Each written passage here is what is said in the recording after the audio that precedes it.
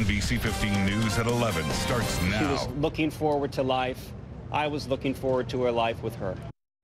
Now at 11, the boyfriend of TV journalist Allison Parker talks about the woman he loved after her life was taken on live TV yesterday. Plus, a Wausau man used a baby to shield himself from police. And who's on top? The results of the latest poll ahead of the presidential election. Good morning, everyone. I'm Ashley Matthews. Well, good morning to you, Ashley, and good morning to you. I'm Christine Belport. It is a beautiful day right now. But will it last? I don't know. I think it will last for a little while, but I don't know about that weekend. And you know that important forecast, we need that for the weekend. Absolutely. Well, let's head on over to Chief Meteorologist Charlie Shortino with that weekend forecast. Charlie. Well, you're right. It is beautiful out there. Low humidity, fairly light winds, a lot of sunshine, quite a change from what we've experienced over the past several days. And unfortunately, you are correct. It is not going to last at least into the weekend. We're going to see some rain Friday.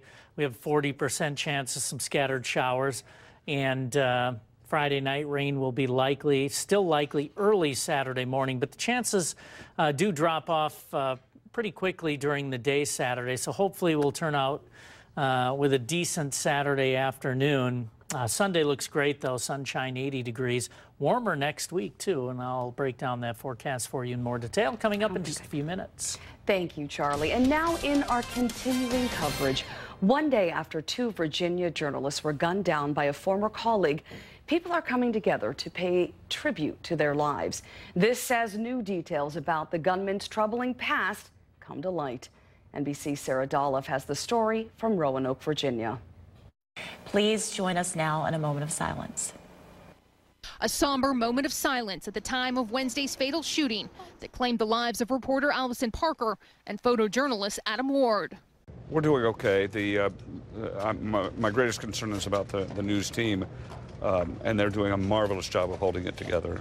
The pair described not just as colleagues, but as a team dedicated to bringing the news to the community they loved.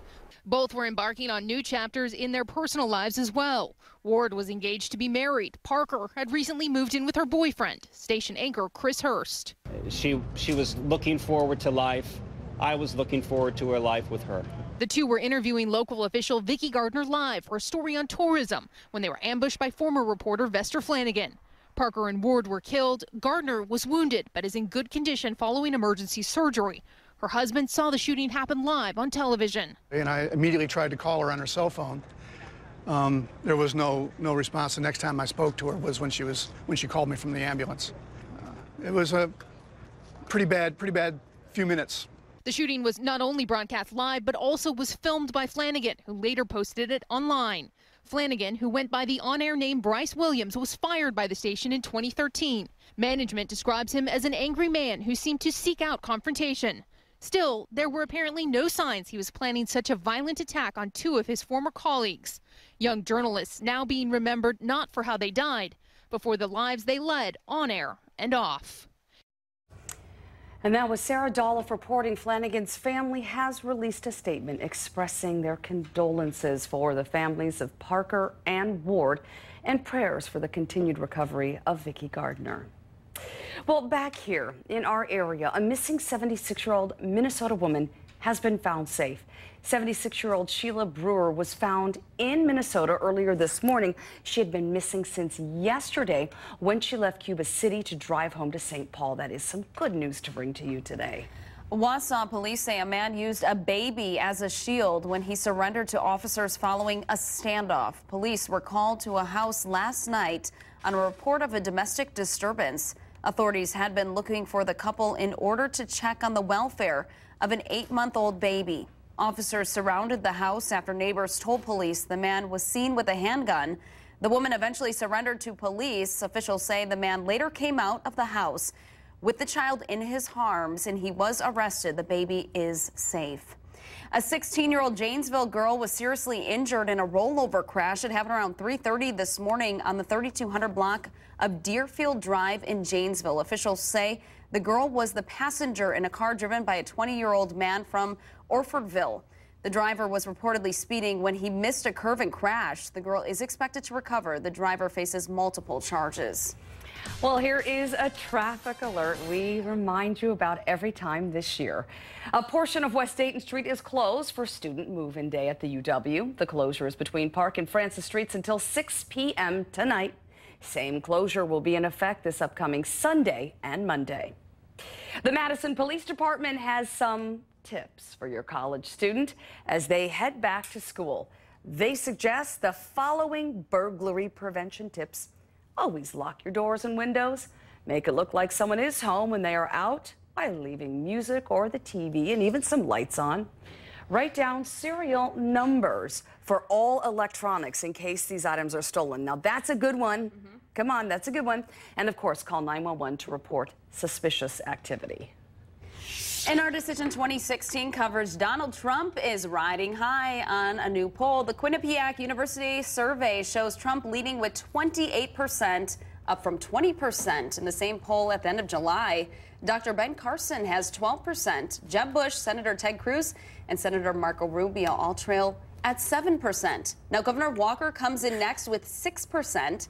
On the Democratic side, Hillary Clinton leads the field with 45%. Vermont Senator Bernie Sanders trails at 22%. Joe Biden, of course, hasn't decided whether to run.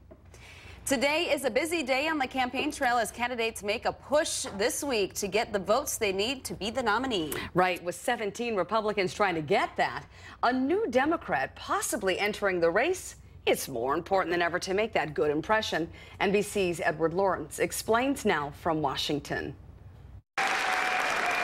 Hillary Clinton says she always thought getting the Democrat nomination for president will be competitive. How are you? She campaigned in Iowa, and for the first time, she's talking about the possibility of Vice President Joe Biden entering the race. He should have the space and the opportunity to decide what he wants to do. The first woman president of the United States. She picked up big endorsements from the former governor of Iowa and the current Secretary of Agriculture. Presidential candidates from both parties flooded Iowa and New Hampshire with events. Senator Marco Rubio told workers in New Hampshire that he will not use the term anchor babies. He added, ultimately, the Republican Party will reach out to all voters based on who our nominee is. And I don't believe Donald Trump will be our nominee. So we're going to have a process.